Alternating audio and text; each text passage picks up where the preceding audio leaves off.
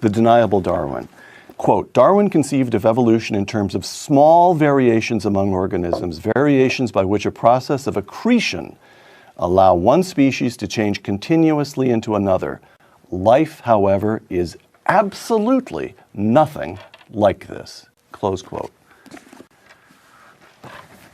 You know, the right way to think about Darwin's signal achievement to 1859, and it is an achievement, there's no question about it, is to say it's in the tradition of Newtonian mechanics, where the underlying structures of change are all continuous. They move seamlessly. You can't do Newtonian mechanics without the assumption of continuity. Mm-hmm. In certain respects, it was a natural assumption for Darwin to make. It was the next step. If this works for the orbits of the planets, the continuous motion around the sun, elliptical motion around the sun, well, something like that might well work for the changes in species. That was a dramatic idea in 1859. But the extent to which biology reveals sharply discontinuous processes and structures was not properly appreciated in the 19th century. I mean, speciation is still a hypothetical event. We have very few dramatic examples of the transmutation of species. It may be possible, but you know, it's also possible to transmute base metals into gold. It's just very expensive. It's not what happens ordinarily. Mm. So, for example, again, in the Deniable Darwin, you write about the Cambrian, the so-called Cambrian explosion. Right. The fossil record before the Cambrian era, I'll try not to get this wrong, to me the Paleolithic and the Cambrian, that's all, but we get a fossil record that's very thin before the Cambrian of 600 million years ago. And then the Cambrian comes along, and suddenly there are a lot of species in those rocks, and we don't see them gradually taking shape. The species appear fully formed, and they exist, and then some of them become extinct, but we don't see them developing. We just see them as they are, as long as they exist. Correct? Not entirely. No, correct. okay. Close. All right. There is a very rich body of evidence about life forms before the Cambrian. Oh, there is. I was mistaken. Ediacaran strata.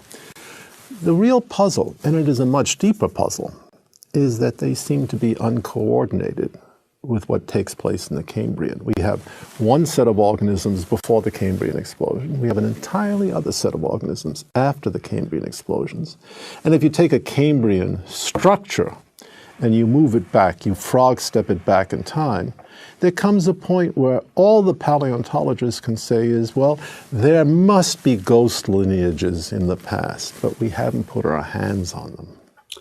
A long time to be putting your hands in the muck looking for those ghost lineages. A long time has passed. And this is something, I want to make sure that the intuition is correct here. This is something that actually ought to be accessible to nearly any layman, because we've all seen movies, American Werewolf in London, in which a human being changes into a werewolf, and you actually see frame by frame the nails grow.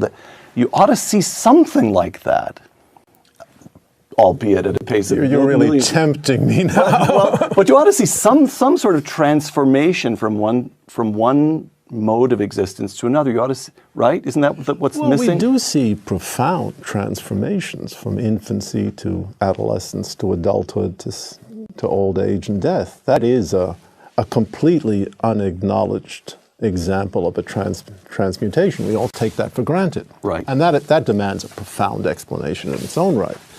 But the transmutation across species lines, that's just been very difficult to see. We see small variations in species, things changing slightly. For example, the beak of the finch changes, but it seems to change cyclically. It gets bigger, fatter, more narrow. The thing has a snout, it doesn't have a snout, goes back to the way it was. We don't see the finch becoming an elephant, for example. All right, that's an extravagant analogy. But even in cases where we seem to see a record in the bones, in the stacked dead of the paleontological record, we really can't quite make sense. Take for example, the whale transition, about which I've spoken a number of times. Yeah, the modern whale, big, fat, blubbery thing, swims in the ocean, seems to have derived from a land-dwelling animal about the size of a very large rodent. I mean, it changes all the time. I used to think it was about the size of a cow. Now it's been demoted in size. What we cannot, and we have the intermediate fossils. We do. Yeah, but what we cannot figure out is how did that happen in the appropriate window of time, about 8 to 10 million years? One thing, we don't have a measure to tell us how many changes we should expect. And for another thing, when we try to compute the changes that would be required to take a 1954 Chevrolet and make of it a Nautilus-class submarine, we very quickly say, thousands and thousands of changes. Well, is the whale any different? We don't know. We don't know. Once again, the deniable Darwin. Time and again, biologists explain the survival of an organism by reference to its fitness, and the fitness of an organism by reference to its survival. Now, I want to make sure I understand what you're arguing there, because whereas what you just discussed requires deep knowledge of the fossil record, which neither I nor most laymen will ever attain, what you're arguing here, I believe, is something that anybody who ponders it for a moment ought to be able to see, which is to say that the fundamental statement of the Darwinian concept, survival of the fittest, is purely tautological. There is no objective criterion by which we can see whether it actually works or not. That is, why has an organism survived? Because it's the fittest. How do you know it's the fittest? Because it survived. So in and of itself, the Darwinian conception doesn't convey as much, well, it's not falsifiable at a minimum. Is that right? Yeah, I mean, it's not a very esoteric point. It was made as soon as Darwin published his work. The objection was raised that the fundamental idea, absent an identification of fitness in qualitative or quantitative terms, is vacuous. And everybody says to himself, yeah, that's right. That's not telling us a whole lot. It may be an important statement in other ways, but it's not telling us a whole lot, because if we don't know what fitness really comes to, a qualitative account of those properties that will allow an organism better to reproduce in the future, then to say survival is attributable to fitness and fitness is an evidence of survival doesn't tell us a whole lot we didn't know before. Yeah, sure. Those organisms that survived. Don't have to take Biology 101 to know that. Right. We hear a lot about the scientific consensus in support of global warming, but that is as nothing by comparison with the scientific consensus committed to a Darwinian understanding of the way life emerged and developed on Earth. It's absolute. It's absolute. So here you sit across from me and say, oh yeah, well, the tautological aspect of it was noticed right away. In Darwin's own time, people pointed that out. We've known for decades now that the fossil record is not what you would expect. There are some serious conceptual problems. There are gaps. So why is it that, well, I mean, all you have to do is look at the way every time you write an article, now that we have the internet, you're assailed. The comments are vicious. You're assailed as unprofessional, this, that, and what? There's a level of commitment which is not rational. Is that right? Explain it.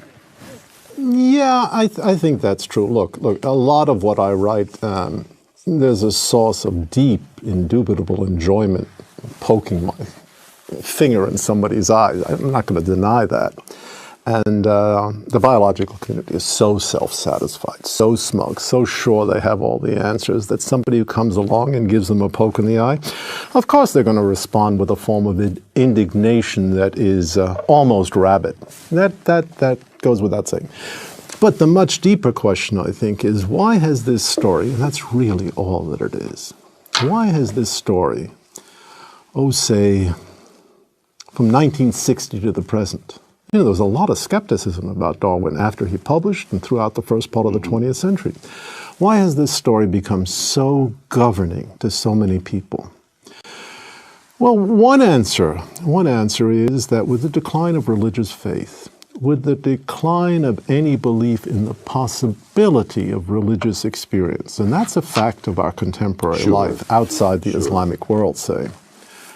There's a great hunger for a creation story. And what better creation story could be afforded than the one told both by the physicist, Big Bang, who knows how that happened, Darwin, spontaneous emergence and development of life on Earth. No external, transcendental, spiritual creator required, none welcome.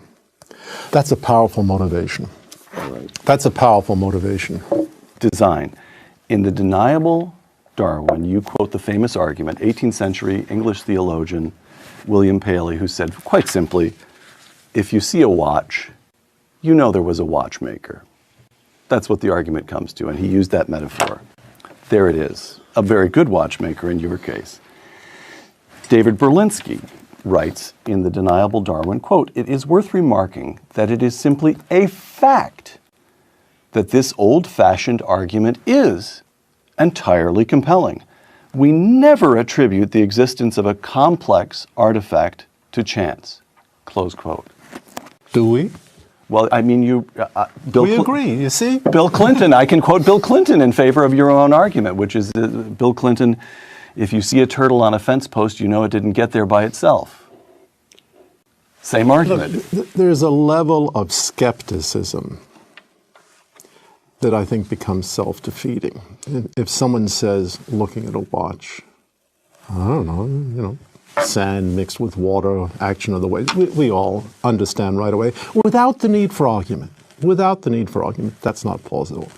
I think any discussion of Darwin and biology has to begin with that acknowledgement that we have very powerful intuitions which have not in any way been overturned by biological research, that the plain facts in front of us suggest a level of complexity which we cannot yet define, agreed, that we find very difficult to attribute to the kind of processes that we see explained in Darwinian theory. Look, even Richard Dawkins says the same thing, and every biologist following Dawkins says the same thing. Living creatures give the appearance of design. Mm-hmm. Francis Crick says, oh yeah, that's true. Well, we've got to remember they're not really designed. Why do we have to remember that? Maybe that's the truth. Mm-hmm. And that's a truth. That possibility is not acknowledged. Again, in The Deniable Darwin, you tell the story. It's not a story. You give an account of the MIT physicist Murray Eden, who ran some calculations. He estimated that the number of proteins from which life might be constructed numbers 10 to the 50th power, a very big number. And the possible combinations of these proteins from which life might have arisen is 20 to the 250th power, which is a number so large as to be... It's meaningless. Incomprehensible. You write, quote, a number larger by far than the seconds in the history of the world since the Big Bang. And then you write this, quote, in some sense, evolution knew where it was going. What do you mean by that? Out of this incomprehensibly large possibility field, so there must be some mathematical way of describing this. Somehow or other, evolution didn't have time to experiment with all the chances. That's for sure, Isn't it? I mean, if we're looking at a space such astronomical size, 250th power, clearly we're not talking about any kind of random search through that space. When I made this point in Paris at a mathematics seminar, my friend René Thom, the mathematician, got up. He immediately became excited by the whole thing. He said, yes, we need a theory of canalization. And he wandered to the blackboard and said, let's assume an n-dimensional abstract vector space. And canalization on the vector space, I didn't understand what he was saying. But the idea immediately is obvious, that when we're dealing with this enormity, there has to be directed paths throughout the space. Now, to say that evolution knew where it was going assigns a degree of agency to evolution that I think is probably inappropriate for sophisticated people like us. But all right, it's a vivid metaphor. So let me quote you one more time from The Deniable Darwin. I want to move on to history, but one more on evolution.